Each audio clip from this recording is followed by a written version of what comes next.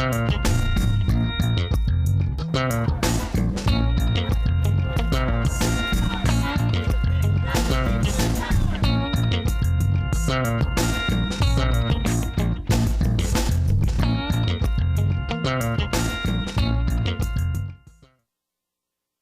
afternoon.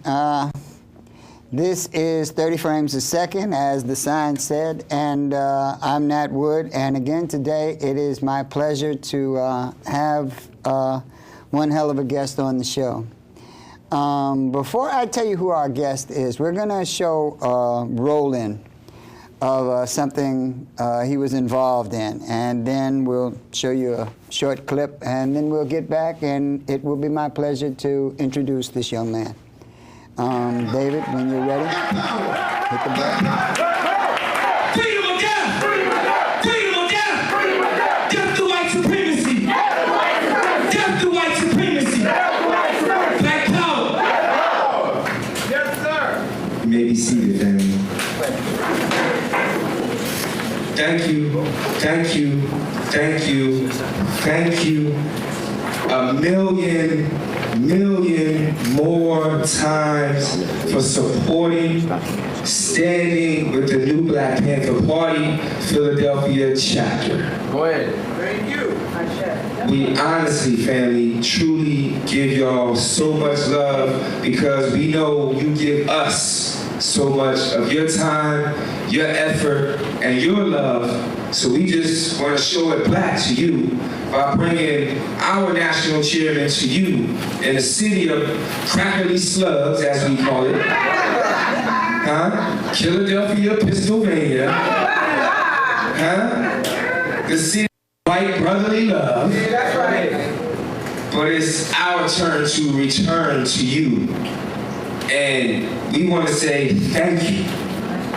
Thank you so much. And the sister hit it right on point. There should be no chairs in here empty. As much recruiting and many flyers that we done passed out, much promotion that we had done. That's right. Our people are just asleep. That's right. Our people are just asleep. That's right. So don't blame yourself. Give yourself a round of applause for being here to support the Philadelphia chapter of the new Black Panther Party. To our national chairman, we love and honor you, sir. That's right. That's right. That's right. And we stand, the Philadelphia chapter stands with Malik Zulu Shabazz. Black power. Ain't gonna be none of that crazy Malcolm history between Malcolm and Elijah. Ain't gonna be none of that crazy history between Dr. Khalid and Louis Farrakhan. That's right. We're not making that happen today. Because we are taught if we understand history and we know history, then we are to change what? The future. That's right. So I took my suspension. I took the ridicule and the belittling. I took it all. That's right. I took it all. We took it all. That's right. Huh? That's right. That's right. And I taught this man how to hold the line. And we held the line. Regardless to what this cracker said, regardless to how many times this cracker called my phone, can we just get you to say something? Yeah. Go straight to hell, do not pass go, and do not collect $200. That's right. Go to hell. Not giving you no interview. That's right. So for a whole entire year, you didn't hear a word from me. You didn't hear a peep from me. Right. But I'm still taking heads on the internet. Best believe it. That's right. But you didn't hear a word from me or anyone from Philadelphia against our leader. That's right. You didn't hear a word from me against our organization. That's right. Because I knew better. That's right. I was taught better. And Grandma always said, boy, if you know better, show better. A student of Dr. Khalid, a student of Malcolm, a student of Minister Farrakhan. And I understood this. And I had to just humble myself. Rising above emotions into the thinking of God. And that's what happened, family. I had no idea Fox Jews was going to take the name of King Samir Shabazz and just run it all over the world. white man to do that. Did you send a memo? I didn't know about that. We didn't ask the white man to do that. But my national chairman said to me, before it all went down, Allah has a plan for you. Did you not? Yes, sir. Allah has a plan for you. Go ahead. You just gotta be wise enough to understand and hold the line. That's right. Some things are gonna happen that you're not gonna like. All right. If for the clueless, if you haven't figured it out by now, my guest today is the one, the only, the controversial, the inimitable chairman of the Philadelphia chapter of the New Black Panther Party, King Samir. Black power. Black power. So, my brother, in a few short minutes, you addressed a lot of the stuff that I'm going to ask you about. First of all, in the clip, we saw probably the two people, you know, you speaking and a slight pan to Malik. Mm-hmm. But between the two of you guys, you have really set Fox News on a conniption fit. I mean, I saw Geraldo literally do somersaults about you. Yes, sir. And poor Michelle Malkin, oh my God, I thought she was going to throw her shoe at Malik. Tell us about your relationship with Fox News and what set this off, specifically the voting thing in Philadelphia. Give us some insight on this. Well, there is no relationship with Fox News. Okay, all right. You know, it's soldier and enemy. Mm-hmm. That is the relationship with King Samir and Fox News. Mm-hmm. I have no love or respect for white people, no remorse for white people whatsoever. Mm-hmm. Our job at that time was to secure our elders because there was neo-Nazi forces in Philly and the state of Pennsylvania, surrounding areas, promoting their plot to harm and even outright brutalize and murder our youth and elders for going to vote via Obama or insane John McCain. So we did what we felt as though was necessary to do as vanguards of our people and secure our elders and secure our babies. So we sat down with many other organizations and formulated a plan for not just that particular polling place, but polling places all over the city that we've secured that day. Fortunately and unfortunately, that particular polling place was the target for not only Fox News, but just, you know, private cracker media in general. The little Peckerwood who came up with his cell phone, he was just a lowly, broke trailer park trash cracker from University of Penn, just trying to make a name for himself.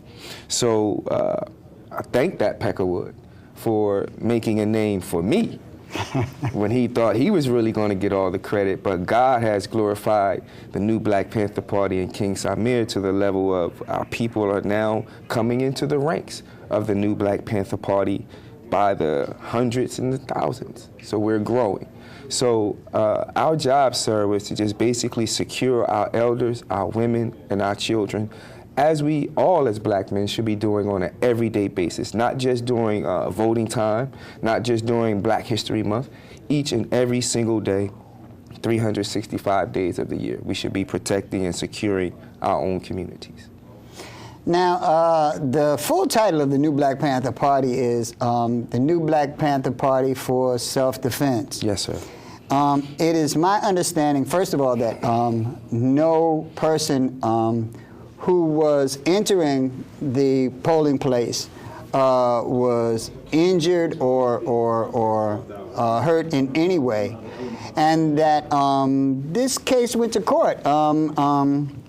As a matter of fact, Eric Holder himself came up with some sort of resolution to this thing. Mm-hmm. Tell us specifically what the resolution was, what they said. Well, basically, we basically didn't go to court. Mm. That is our God-given right. Mm. Who is this white man to tell us when, where, and how we can protect and defend our own people. So no, we didn't go to court. But the case was basically resolved. The case was so-called resolved. Okay. You know, whenever you're dealing with war with your enemy, it's never over. Right, right. So no matter what Fox Jews say, no matter what and that's where redneck Fox comes in. Glenn Beck They says, were or- not satisfied Right. with. So and even now, just recently, they were speaking about how Eric Holder said that there was no favoritism towards the new Black Panther Party within this case. There's a lot of things detailing the case, you know, technical stuff that really I don't want to get into. But overall, we done what we did, and you know, the overall plot of the matter is we have to secure our people, regardless to whom or what. So with the whole Obama administration and Eric Holder piece, you know, that's all good. But what they've told me was I cannot go to a polling place with a weapon. Right. With a weapon. Right. Let's be specific. Right. With a weapon. Right. Within 100 feet of a polling place until 2012. Well, here's what I said to the Peckerwood. I don't give a damn. I don't vote anyway. I don't go to your polling places anyway. Our job that particular day was to secure our women and our elders so they can share that right to vote via, you know, no drama Obama or insane McCain. But our job was to make sure that they were secured to do so. What Fox Jews did not tell you and will not tell you is how the neo-Nazi groups, a few of them, came up to the polling places, going inside of the polling place, harassing our elders, harassing the people who were managers and supervisors and elected officials to work the polling places. How these crackers were going inside of the polling places and pulling people out, questioning them about the ballots and different things. But see, this is where you're dealing with the propaganda of your enemy. So we are taught to oppose what your enemy support and support what your enemy opposes. So when you see things like Michelle, the two-legged dog Malkin, talking about Fox Jews, or the whore Megyn Kelly talking about the new Black Panther Party intimidating voters, there was not one voter outside of the crackers who came to harass our people. There was not one voter, black or white, that can honestly say they were intimidated by the new Black Panther Party. They were harassed by the new Black Panther Party. They were violated by the new Black Panther Party. None of that went down because if they show you the clip on YouTube, like they've been showing, you will see the new Black Panther Party helping the elders get out of the vehicles. As the vehicles pulled up, we were helping them with the groceries, getting out of the car, helping them in their wheelchairs and folding up the wheelchairs to and fro the car. The police were coming up asking us, is everything okay? Do y'all need any help? Is it everything good? Yes, sir, officer, everything is fine, thank you, but we're here today. So all of the rhetoric and the lies and the propaganda is basically to discredit the works of the new Black Panther Party, to discredit the works of black people rising and taking control of their communities. Now, historically, and you're correct, as far as I'm privy, the knowledge that I'm privy to, no one, absolutely no one, has made a statement that they were unable to vote because of any actions by the new Black Panther Party for self-defense.